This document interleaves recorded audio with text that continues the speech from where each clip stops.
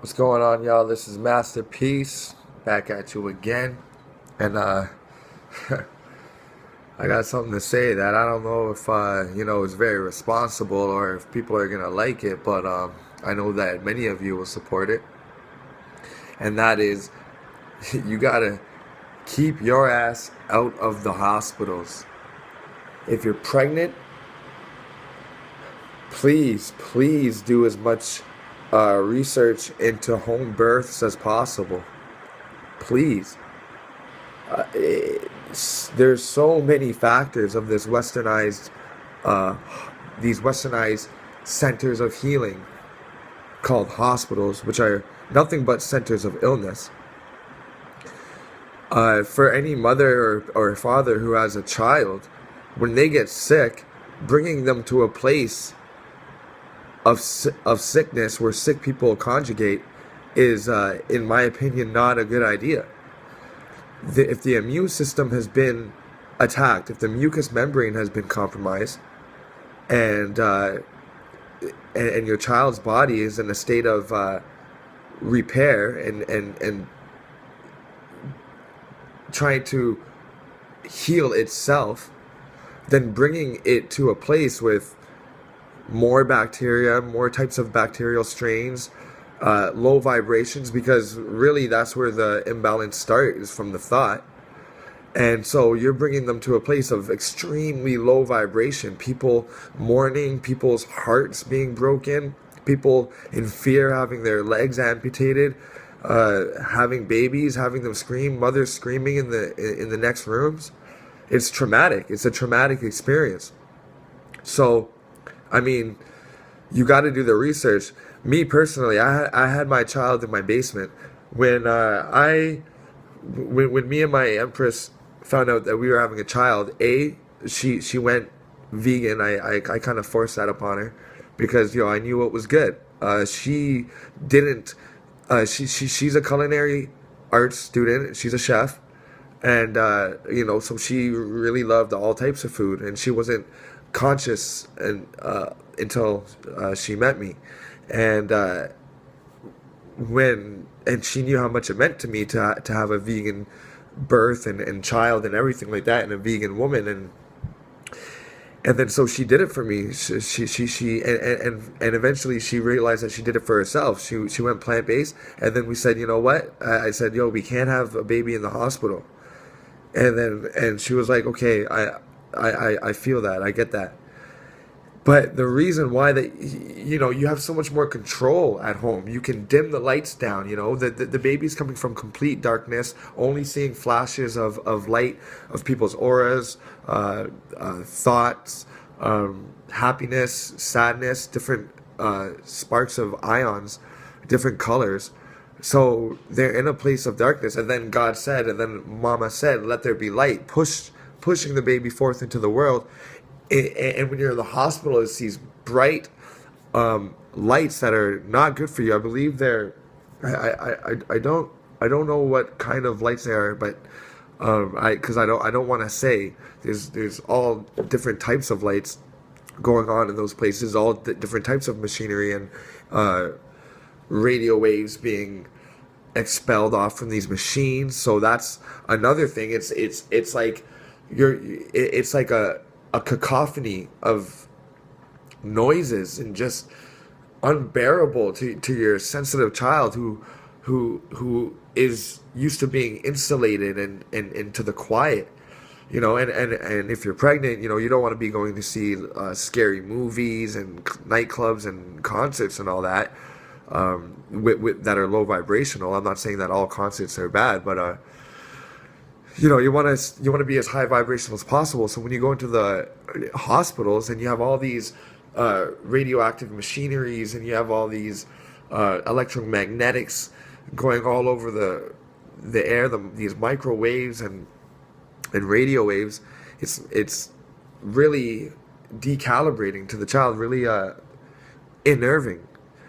Uh, Also, when the child is born, they are usually born into a complete stranger's hand who just doesn't really care. It's just the job's getting done, so they yank it, they wash it off quickly and do whatever the fuck they do, depending on the race to that baby, and then they give it back to the mother. But when you have the child at home, it's simply, I was right there. My child was born in the cull, so my empress's water never broke, and when when my baby came out, it was in the sack, and as she popped her sack, and then the water came spilling out all over my arms, and from there we put her up on her mother's on my queen's chest, right away. The lights were dim. We had candle lights. We had natural lights in the corner. I absolutely said no cell phones anywhere in the premise. Turned off the Wi-Fi, and it was in the morning. It was like 7 o'clock in the morning, and we were in the basement, so there's just a little bits of natural lights coming on. We didn't even need the lamp. That was earlier during the whole process because it was pitch black. She came over at like 3 a.m. But then as the sun was coming up, we got to turn off the lights, kept the candle lights on, kept some soft like spa music playing in the background. If I could do it all over again, I would have been more prepared. But I just got off an 18-hour shift of landscaping at the time, and it was just a surprise. So I had planned to do a water birth. I had the tub and everything. I filled up the tub. I set it up in my basement and everything. I rented it, but it just didn't work out like that. She just didn't even want to get in. It was coming so quick, and it was a water birth anyway because she was born in her sack. So when you have so much more control at your house, you can have bells, you can have crystal singing bowls, you can have your cousins or your aunts or whatever there and doing their energy work or whatever you're into, whatever it is that you're into. Get some crystals, clean them, and assign them, and But when you have the baby in the hospital and it comes out and it's yanked by a stranger and maybe even slapped, you never know. It really sends a sense of a message that this world is tough.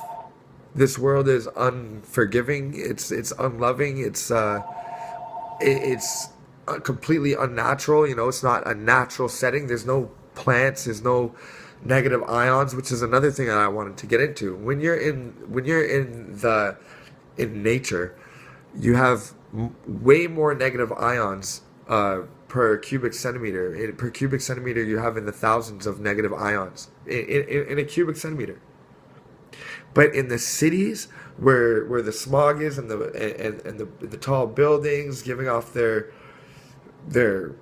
radiation and all that, and every office building and all that, and the smog blocking out the sun, and no plant life, within a cubic centimeter, you have in the single digits of ions. So maybe 8 ions, negative ions, maybe 2 negative ions, 5 negative ions. And we all know how beneficial negative ions are, right? They're always looking to give off their counterparts, and that's what we benefit from. So with all of these positive ions in the inner cities and in hospitals, the baby's not getting those stimulating ions that you would be getting if you were out in nature. So it's very important to take walks in the park and in the forest, and especially when your child gets sick. Do not bring your child to a hospital or to a clinic when they get sick. Look, your child's gonna get sick, okay? It's just a thing that happens. You do your best. Keep them plant-based. Keep the omega oils high. Keep the chlorophyll high. Keep the antioxidants high. The colorful, rich, raw vegetables and fruits and soaked seeds, all that, nuts. And if they get sick, just like my child got sick, my child has been sick 4 times with a flu. I mean, burning up, coughing up. You know, I think she even got a bronchial infection this winter. But we did not bring it to the clinic, not once, or to the hospital, not once. Why? We just, because I knew that when you see the symptom, that's how you know that it is almost healed. The problem started long before you see the symptoms. So when you see your child got sick, you say, "Oh my gosh, my child's sick." No, it has been for a while now. But the body is been recouping all that time, and now it's pushing it to the surface. And as soon as it pushes its way to the surface in the form of a flu, you want to suppress it back in the child by suppressing the symptoms. And then you say, "Oh, the symptoms are gone," but no, it's just only going to revert somewhere else. It's only going to go move somewhere else in the body. So when your child's immune system's been compromised, the mucus is producing much more mucus than it needs, and your baby's body is burning up the bacteria. It is heating itself up to burn up. So you want to keep them nice and warm. You know, don't open and expose their chest, you know, for too long. You know, maybe do it down and kind of give them an air out, and then do it back up. But keep that warmth in. Give them that extra attention. You know, take work off. Give them extra attention. Give them extra breast milk. And if you're breastfeeding, please take the Juice Plus. Please get the Juice Plus into your systems, mothers. You can call me. You can email me for that. Mastapeace, MASTAPEACE 9@gmail.com for more information on Juice Plus. My queen is on Juice Plus always. It's just going to provide you with the vital antioxidants, the phytonutrients, the macronutrients, the vital minerals that you're going to need to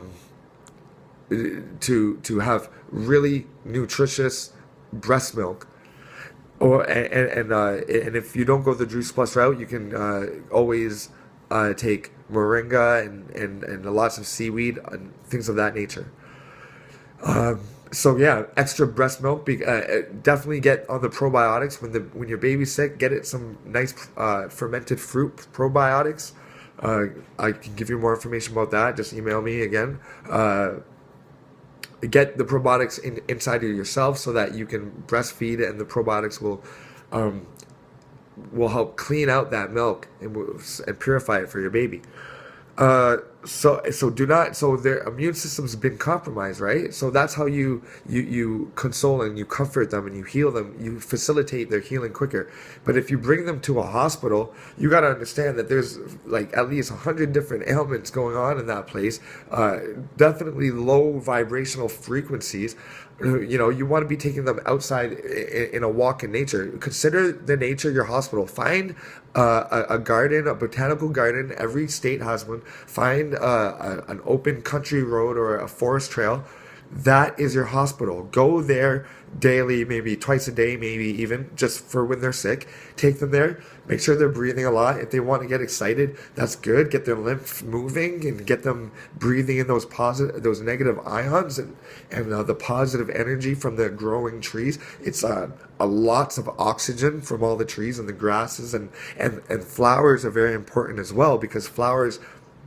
We all know we take flowers to hospitals to try to boost people's moods. We know that flowers boost moods, and the scents that they give, it gives us synesthetic calming or whatever stimuli that the plant gives off. So definitely get out there in the nature. The nature is the new medicine. The nature is the new black woman's and black man's and black child's hospital. Okay.